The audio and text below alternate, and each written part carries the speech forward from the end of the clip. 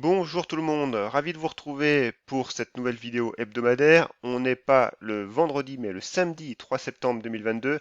Tout simplement, j'ai eu une semaine assez chargée, donc j'ai été également moins présent sur Twitter. Donc on va faire cette petite vidéo aujourd'hui tranquillement. On va regarder ce qu'il en est sur le CAC 40. Le CAC, on voit qu'il a été, il a rebondi sur nos fameux 6000 points, les 6000 points qu'on avait parlé dans la vidéo de la semaine précédente. Zone de support moyen terme et objectif baissier à très court terme en tout cas. Donc on va regarder ce qu'il en est. Puis on va passer en revue nos biotech. Biotech. Alors j'ai AB Science qui est une demande que l'on m'a faite. On va la regarder.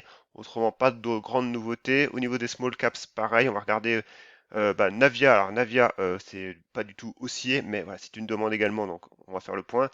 Et puis simplement, on va faire la mise à jour de nos valeurs de la semaine dernière. Donc vous le savez, ici vous êtes sur ma chaîne YouTube, donc j'ai un compte Twitter qui est rattaché à cette chaîne, donc Ben de Lyon, où je publie régulièrement des graphes. Alors peut-être moins ces 3 derniers jours, évidemment, mais voilà, je publie quand même pas mal de graphes. J'ai un site internet qui vous permettra de découvrir l'analyse graphique, euh, ce qu'elle peut vous apporter, ce qu'elle pourra pas vous apporter. Faut pas croire, c'est pas une science divinatoire. Donc voilà, j'explique tous les principes, les tenants et les aboutissants sur mon site et également dans mes 2 livres numériques. Donc n'hésitez pas, vous aurez largement de quoi faire. Et puis, avant le petit avertissement, mes analyses ne sont que des avis personnels, vous le savez bien, mais je tiens à le répéter quand même. Ces avis n'engagent que moi et c'est que du contenu pédagogique. Allez, on est sur le CAC 40, sur la plateforme TradingView, donc la plateforme que j'utilise moi au quotidien, et on est en unité journalière. Alors, on va se recaler, on va zoomer un petit peu. Voilà, donc on avait plusieurs niveaux de support très très court terme. Bon, ces niveaux, on voit, ils ont été marqués. Néanmoins, ça n'a pas suffi. Maintenant, le gros niveau moyen terme, on l'a dit, c'est les 6000 points. Donc le prix est quasiment revenu à 6009 points. C'est voilà, c'est quasi chirurgical.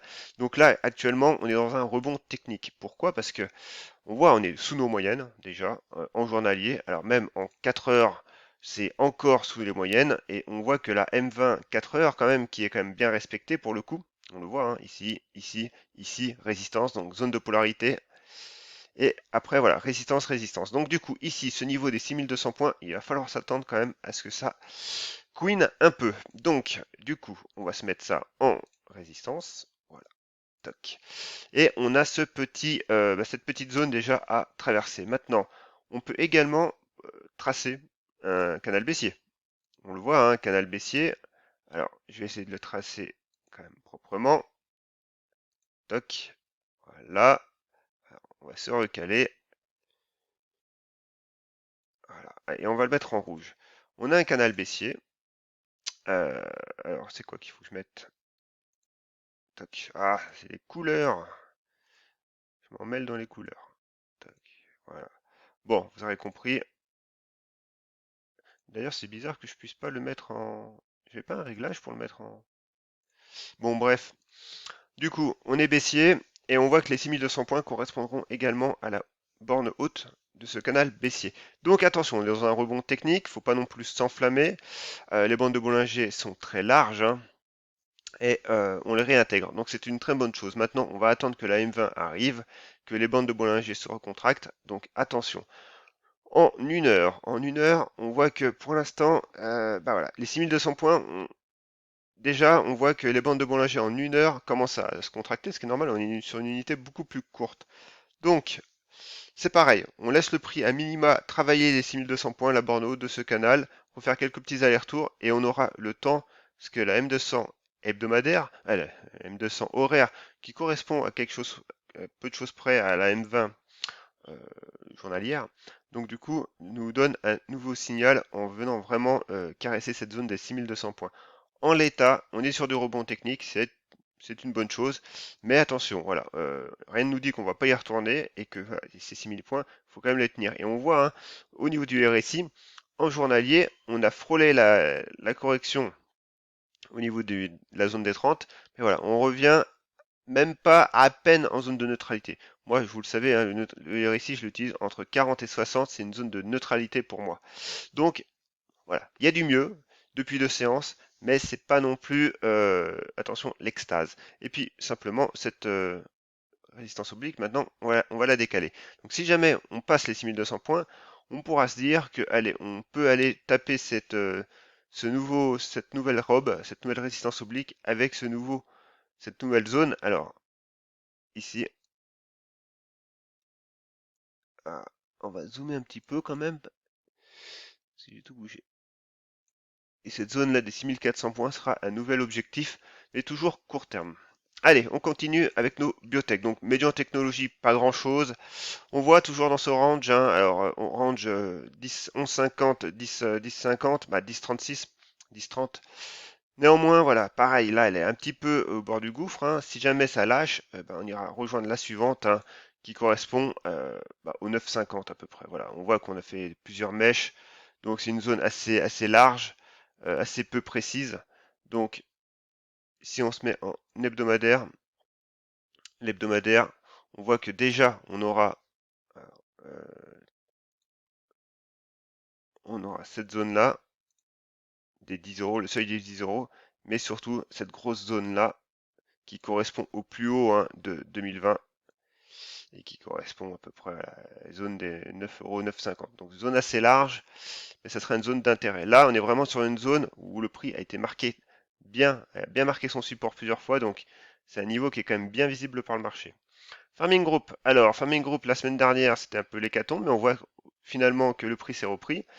Et bah, la M20 a aidé, le niveau des 38,2 aussi, et du coup le prix a tenu ses 23,6. On voit les retracements de Fibonacci sont vraiment un indicateur pour le coup avancé, hein. Autant le RSI, le MACD, les moyennes mobiles sont des indicateurs retardés, parce qu'ils exploitent les données passées du prix, hein, évidemment. Autant le MACD, lui, il exploite évidemment le mouvement du prix, l'historique du prix, mais par contre, il permet de faire des projections euh, bah, sur l'avenir, quoi. Et des projections pas en mode devin, des projections parce que voilà, on a quand même un plus haut, on a un plus bas. Donc c'est voilà, cette notion d'indicateur avancé retardé. Pareil, je l'explique, hein, également dans mon livre, et c'est quelque chose qu'il faut avoir en tête quand on fait de l'analyse graphique. Donc en l'état, bah, Farming Group, maintenant elle latéralise, hein, tout simplement. On voit, hein, entre du coup c'est 38,2, donc en gros le support de 1,10 € et c'est plus haut à 1,30 €. Bah, on est au milieu, on latéralise. Le prix, lui, reste haussier quand même, hein, mais on voit, hein, on a cassé notre signal sur le RSI, on a une autre baisse, mais du coup la baisse reste contenue, donc on est dans une consolidation et c'est une bonne chose. Donc toujours à suivre Farming Group. Euh, Terra Nexus. Alors Terra Nexus, c'est une valeur que je surveillais et j'avais d'ailleurs même pris à un moment une position, mais mon stop avait été stoppé tout de suite à 2,15 de mémoire. 2,15 ou 2,20, je sais plus. Voilà, alors ce qui se passe, c'est que voilà, on avait ce beau support oblique haussier qui était pas mal, qui était bien propre, mais malheureusement on l'a cassé. On a cassé ce support aussi des 2 euros, ce seuil des 2 euros. Donc, du coup, on est revenu quasiment bah, sur ce niveau-là. Donc voilà, un niveau qui était connu du marché. C'était un niveau de support, très bien. On aurait pu également revenir sur ce niveau plus bas, hein, le plus bas quasiment historique. Le marché en a décidé autrement, donc voilà, on fait en l'état. C'est ce support-là pour l'instant qui tient le coup. Néanmoins, attention, ici on a cassé, donc changement de polarité oblige, vous le savez, ça devient une résistance. Donc attention, également, on a fait une belle baisse. On a un rebond technique, mais encore une fois, on reste quand même dans un rebond à la même config en fait que le CAC 40, hein, du coup. Donc, j'attends de voir, même si fondamentalement, oui, c'est une biotech quand même qui a du cash, qui a de la trésorerie, et c'est très bien. Mais graphiquement, attention quand même, parce que rien n'empêche d'aller revenir voir les A51, d'y rester un petit moment et de repartir. Tout dépend de votre horizon de placement. Votre horizon de placement, si vous êtes court terme, si vous êtes moyen terme, vous n'aurez pas du tout les mêmes objectifs. Maintenant, on a tenu ce support, c'est très bien. Tant qu'on le tient, ben voilà, on peut très bien revenir sur les 2,40, les 2,50, mais on restera toujours dans cette zone de neutralité moyen terme. Par contre, à court terme, c'est sûr que si on se met sur du 1 heure, et ben du 1 heure, on voit qu'on a un premier pivot qui est en train de se dégager sur, sur cette zone-là. Alors, on va tracer, on a cette résistance oblique là.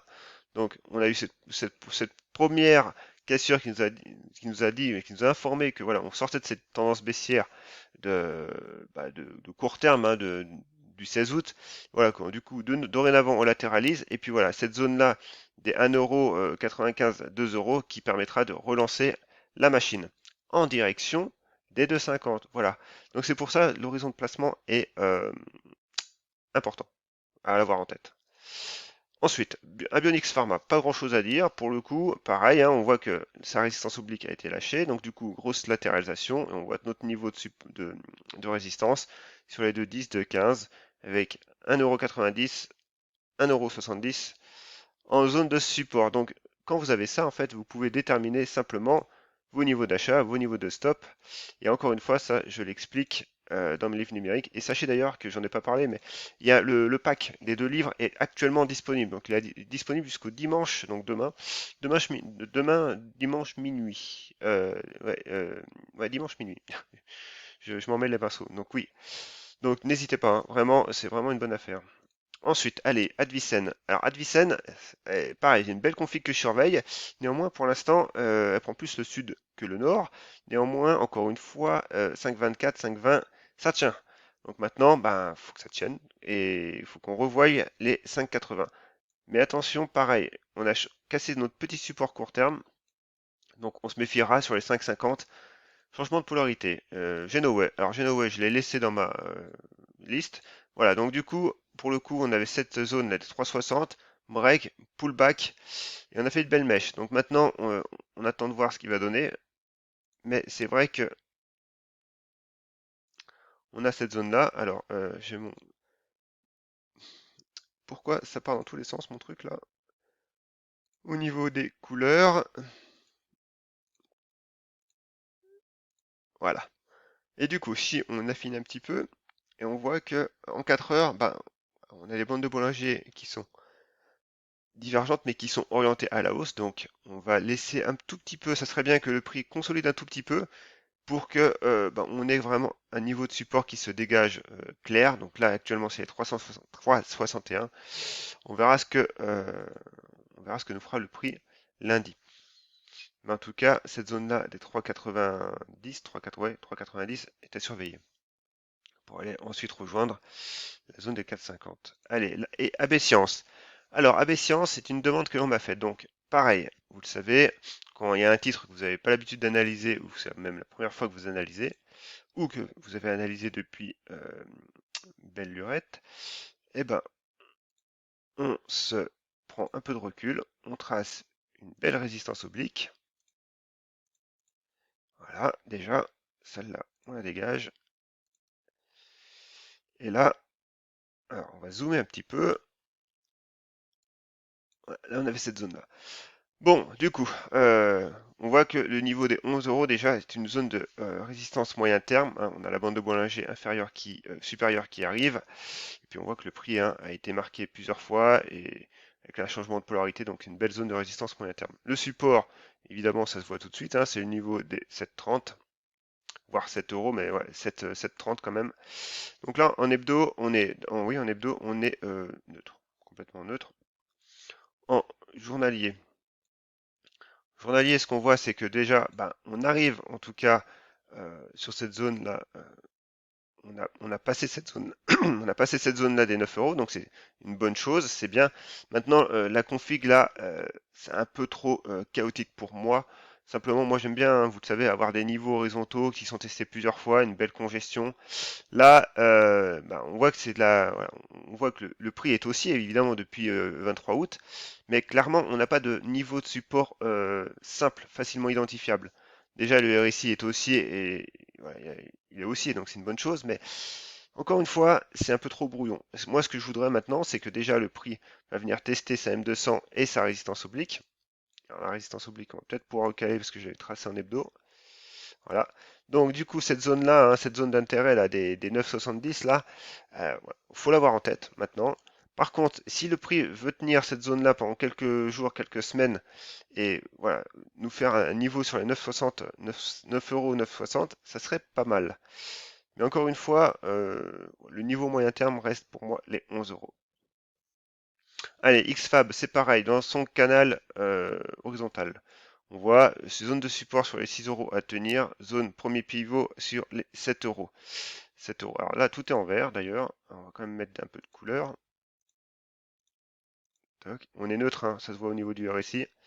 Par contre, là, voilà, à la différence d'AB Science, on a quand même des niveaux horizontaux qui sont bien marqués. Donc là, on voit que les bandes de Bollinger, si le niveau des 6 € tient, bah, on aura un premier niveau pivot sur les 7 € qui sera intéressant pour viser les 7,50 et ensuite aller retrouver les 10 €. Voilà, ça, c'est des configs qui sont plus intéressantes pour moi. Pourquoi? Parce que on n'a pas besoin de se triturer l'esprit pour trouver des niveaux de résistance et des niveaux de support. Et ça, c'est obligatoire. Sinon, ça veut dire que c'est pas logique, c'est pas évident, et si c'est pas évident déjà pour vous, il y a forte chance que ça ne le soit pas pour le marché non plus, hein. Ici, groupe Gorgé, bah c'est pareil, alors, c'est celle que j'ai publiée sur elle pendant la semaine, donc moi vous le savez, j'ai une position sur les 18,30, pour l'instant elle va bien. Du coup, le prix est parfaitement cadré hein, dans son canal haussier, dans son XAM20. Alors on a eu une petite attaque hier, hein, donc forcément le prix est revenu sur son niveau de breakout. Mais voilà, on continue et du coup à court terme, en tout cas, on surveille de nouveau une zone de breakout sur cette zone-là des 20,50. Guimau, ça commence à être compliqué, Guimau, hein, les 13,50, on est dessus, on est dedans, enfin, on est dedans plutôt, et voilà, faudrait que ça tienne quand même, parce que sinon, bah, après on irait revoir les 12,50 qui sont les niveaux de 50% de retracement, mais néanmoins, voilà, on invaliderait vraiment cette cassure de M200, même si elle est horizontale, et on irait rejoindre en fait le bas de ce range moyen terme, tout simplement. Donc, bah, c'est pas terrible, terrible. On reste encore neutre hein, en hebdomadaire, donc on le voit, hein, on est neutre, on est dans un grand range quand même. Mais voilà, il y a des niveaux quand même qu'il ne faudra pas casser à court terme, parce que voilà, ça nous emmènerait quand même sur des évolutions plus moyen terme, bah, plus défavorables. Voilà. Alors attends, oui, je voulais tracer simplement cette résistance oblique, parce qu'on en a une, et pareil, ici on affine sur du 4 heures, et on voit hein, les bandes commencent à être divergentes sur du 4 heures, donc lundi il faut vraiment marquer le coup et rebondir en direction de cette résistance oblique et des 13,50. Allez, Reworld Media, pas grand chose, c'est pareil, là ça commence à être compliqué pour Reworld. Alors du coup, ah, ah bah si, j'avais ma résistance qui avait bougé. Voilà, bon, on voit que la résistance tient encore le choc. On a cette zone de support, pareil, qui est très très travaillée. C'est pareil, là, faut que ça tienne. Sinon, on irait rejoindre de nouveau. Alors, cette zone-là, mais on va la tracer plutôt comme ça. Voilà. Et avec cette résistance oblique un peu plus long terme. Donc, cette résistance oblique, elle est là. Stock, voilà. Et si vous aimez mon contenu pédagogique, voilà, je me mets des petits rappels en fait sur mes graphes parce que je pense jamais en fait. Ah ben, n'hésitez pas à vous abonner et activer cette petite clochette de notification. Je fais une vidéo toutes les semaines, vendredi, samedi. Voilà, donc n'hésitez pas et puis mettez-moi un petit commentaire si vous trouvez que mon contenu est intéressant. Voilà, donc pour l'instant, on attend quand même que ici les 6,40, ça fonctionne, hein, on a toutes nos moyennes en résistance, donc on se méfie. Cogra, alors Cogra, elle nous a fait une petite cassure, faux signal, ça c'est toujours sympa. Et puis du coup, je peux, on va remettre notre résistance oblique, notre support oblique un peu, voilà, le retravailler. Voilà, j'en trace deux. Pourquoi? Parce que du coup, ça fait comme une zone de résistance en fait, hein. Euh, c'est une zone, tout simplement. Alors par contre, au niveau des couleurs, là, ça me va pas. Parce qu'il y a un peu de tout. Voilà. Et voilà. Je voudrais éviter d'en perdre quelques-uns en chemin.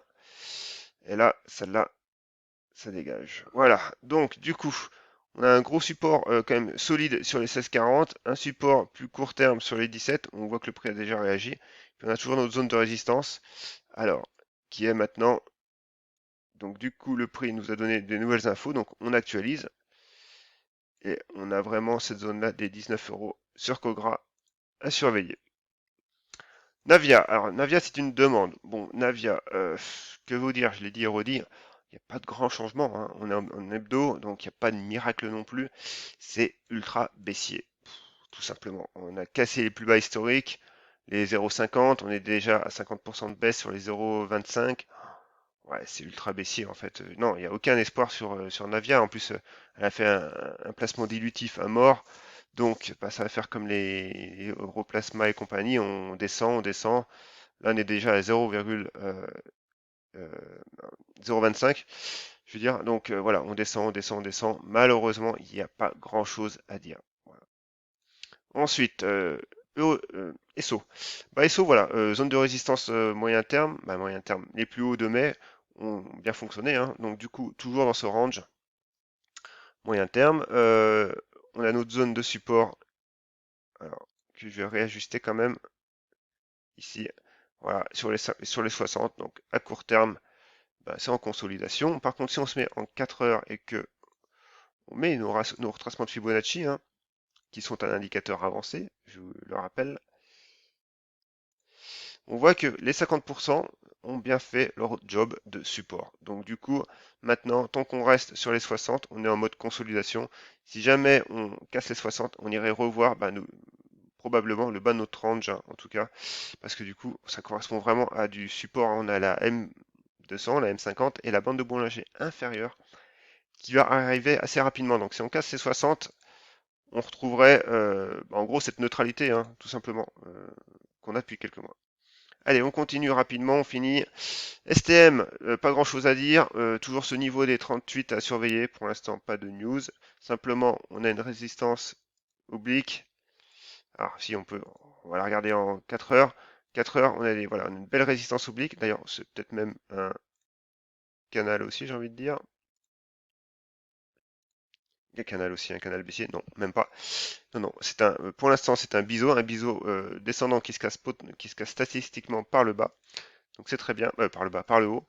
Mais voilà, maintenant premiers pivots vraiment court terme pour moi les 36, mais les 38 sur du moyen terme. 38-39. Et ensuite la dernière, Ubisoft, que je surveille également.